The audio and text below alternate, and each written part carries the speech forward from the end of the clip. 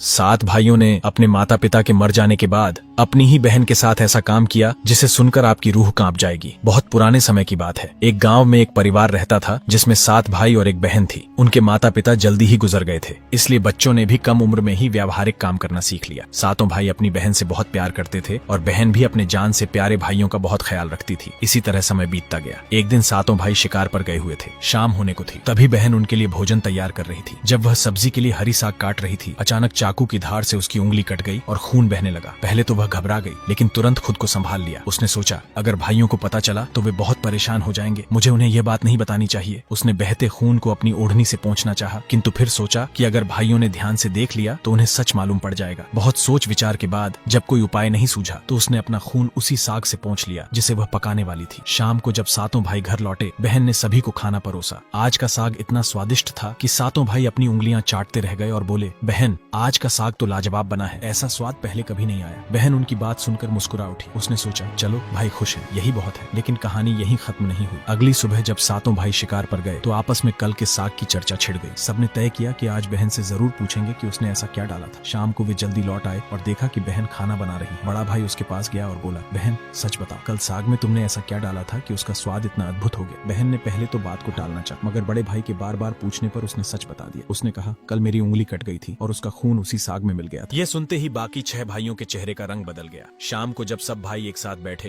तो बड़ा भाई बोला, सोचो, बहन के खून की कुछ बूंदों ने इतना स्वाद दे दिया तो उसका मांस कितना स्वादिष्ट होगा। बाकी भाइयों ने भी उसकी इस क्रूर बात पर सहमति जताई और बोले, हाँ अवश्य ही बहन का मांस बहुत ही लजीज होगा। अब 6 भाइयों को बहन का मांस खाने की लालसा जाग उठी, लेकिन सबसे छोटे भाई को यह सुनकर गहरी बेचैनी हुई। उसने सोचा, यह कैसे हो सकता है कि कोई अपने ही खून से ऐसा भयानक विचार करे। तभी बड़ा भाई बोला, कल हम बहन को शादी का झांसा देकर जंगल ले जाएंगे, वहाँ तीर मारकर उसे मार डालेंगे और उसका मांस खाएंगे। बाकी भाइयों ने हामी भर दी, लेकिन छोटा भाई अपनी प्यारी बहन को बचाने के लिए भीतर ही भीतर तड़पने लगा। वह खुलकर विरोध नहीं कर सकता था क्योंकि 6 भाई एक तरफ थे और वह अकेला। अगले दिन बड़े भाई ने बहन को बड़े प्रेम से बुलाया, प्यारी बहन, अब तुम शादी के लायक हो गई हो। हमने तुम्हारे लिए एक बहुत ही सुंदर और योग्य वर ढूंढ लिया है। आज हम तुम्हें उसका घर दिखाने ले चलेंगे, तुम तैयार हो जाओ। बहन यह सुनकर बहुत खुश हुई। आखिरकार वह भी अपना घर परिवार बसाने का सपना देख रही थी। वह उत्साह से तैयार हुई और भाइयों के साथ चल पड़ी। रास्ते भर बहन बेहद खुश थी, लेकिन लंबा सफर तय करने के कारण वह थक गई थी। उसने बड़े भाई से पूछा, भैया मेरा ससुराल अब कितना दूर है। बड़ा भाई मुस्कुराया और सामने की ओर इशारा करते हुए बोला, देखो वही रहा तुम्हारा ससुराल, वहाँ तुम रानी की तरह राज करोगी। बहन यह सुनकर बेहद प्रसन्न हो उठी। बहन उत्साह से आगे की ओर बढ़ने लगी, लेकिन जैसे ही वह थोड़ा आगे बढ़ी थी कि अचानक उसके सभी भाइयों ने उसे पकड़ लिया। बहन कुछ समझ पाती उससे पहले ही भाइयों ने उसे पेड़ से बांध दिया। भैया यह क्या कर रहे हो, उसने घबरा कर पूछा, पर उसके भाइयों के चेहरे पर अब किसी प्रकार की दया या प्रेम नहीं था।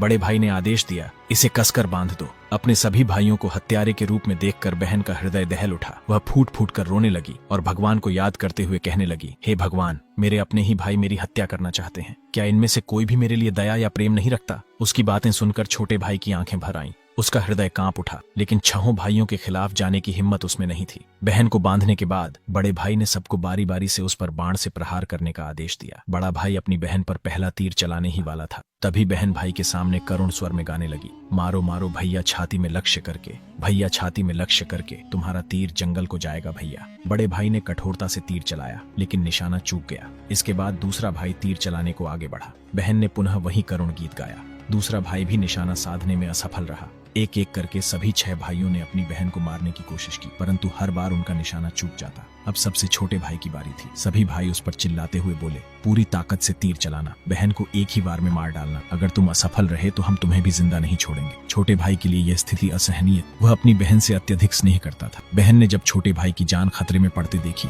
तो उसने मन ही मन निर्णय कर लिया, वह अपने प्राण त्याग देगी, लेकिन अपने सबसे प्रिय भाई को मरने नहीं देगी। उसने मन ही मन ईश्वर से प्रार्थना की, मारो मारो भैया छाती में लक्ष्य करके, भैया छाती में लक्ष्य करके, तुम्हारा तीर मेरी छाती को भेद जाए भैया। छोटे भाई की आंखों से अश्रुधारा बहने लगी, पर वह मजबूर था। उसने कांपते हाथों से तीर चलाया। तीर बहन की छाती में गहराई से उतर गया। वह दर्द से कुछ देर छटपटाती रही और फिर उसकी आंखें हमेशा के लिए बंद हो गईं। 6 भाइयों ने अपनी कुटिल योजना को सफल होते देखा तो उनके चेहरे पर क्रूर मुस्कान आ गई। अब 6 भाइयों ने मिलकर बहन के शव को टुकड़ों में काट डाला। बड़े भाई ने छोटे भाई को जंगल से लकड़ी और पानी लाने को कहा। छोटा भाई भीतर ही भीतर बहुत ज्यादा चिंतित था। उसकी आंखों के सामने उसकी प्रिय बहन के शव को टुकड़ों में काटकर उसका मांस पकाया जा रहा था, लेकिन वह असहाय था। जब वह जंगल गया तो पानी और लकड़ियों के के साथ कुछ मछलियाँ और केकड़े भी ले आए। उसने मन ही मन सोचा, मैं अपनी बहन का मांस नहीं खा सकता, लेकिन अगर मैंने विरोध किया तो ये निर्दयी भाई मुझे भी मार डालेंगे। जल्द ही चावल और मांस तैयार हो गया और भोजन परोसा गया। सभी भाई मांस खाने के लिए उत्सुक थे। छोटे भाई ने चुपके से अपने खाने की जगह एक गड्ढा खोद रखा था। जैसे ही उसकी थाली में बहन का मांस परोसा गया, उसने बिना किसी को दिखाए मांस को गड्ढे में डाल दिया और मछली केकड़ा खाने लगा। बाकी के सभी भाई अपनी बहन की हड्डियां चबा रहे थे। जब सभी का पेट भर गया तो बड़े भाई ने छोटे भाई से कहा,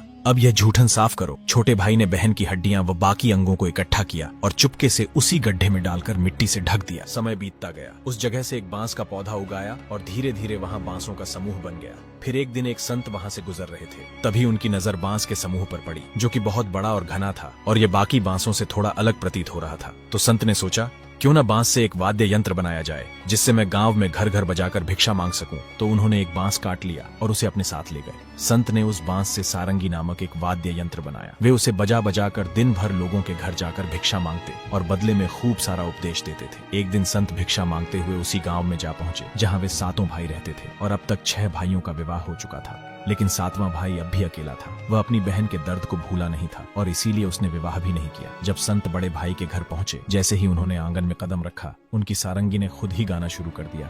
न बजोरे सारंगी, यही है दुश्मन सबसे बड़ा। बड़े भाई के घर न बजोरे सारंगी, दया प्रेम सब छोड़कर रिश्ते में यही दाग लगाया।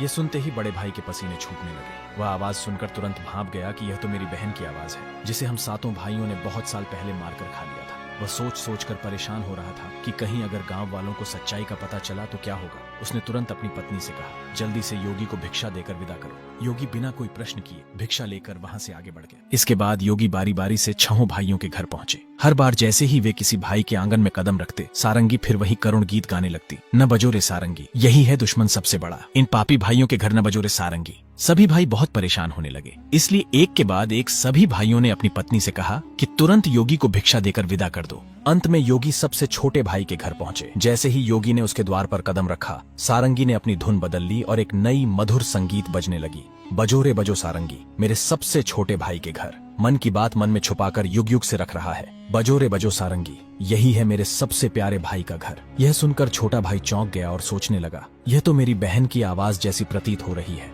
फिर उसने मन ही मन सोचा, नहीं, ये मेरा भ्रम है। लेकिन जब संगीत बार बार दोहराया गया तो वह अजीब सा महसूस करने लगा। उसने तुरंत योगी को सम्मान पूर्वक अपने घर में बैठने के लिए कहा। छोटे भाई ने योगी का खूब सम्मान और जलपान से स्वागत किया। फिर उसने उनसे सारंगी की कहानी पूछी। योगी ने बताया कि यह वाद्य यंत्र एक विशेष बांस से बना है, जो एक अज्ञात जगह पर जंगलों के बीच उगे बांस के समूह से लिया गया था। सारंगी से उत्पन्न संगीत और योगी की बात सुनकर छोटा भाई सोच में पड़ गया और मन ही मन विचार करने लगा कि हो सकता है इस सारंगी से मेरा कोई गहरा संबंध हो। फिर छोटे भाई ने योगी से विनती की, कृपया यह सारंगी मुझे दे दीजिए, मैं इसे हमेशा अपने पास रखूंगा। योगी ने सहानुभूति से उसकी ओर देखा और बिना कोई सवाल किए वह सारंगी छोटे भाई को सौंप दिया और वहां से चला गया। योगी के जाने के बाद छोटे भाई ने सारंगी को एक पवित्र स्थान पर रख दिया। उसने उसे धूप दीप जलाकर सम्मान दिया, जैसे वह कोई पूजनीय वस्तु हो। लेकिन कुछ ही दिनों में उसने अपने घर में एक अजीब सा बदलाव महसूस किया। हर दिन जब वह काम से लौटता तो देखता कि घर के सारे काम हो चुके हैं। घर एकदम साफ सुथरा मिलता, बर्तन भी साफ होते थे।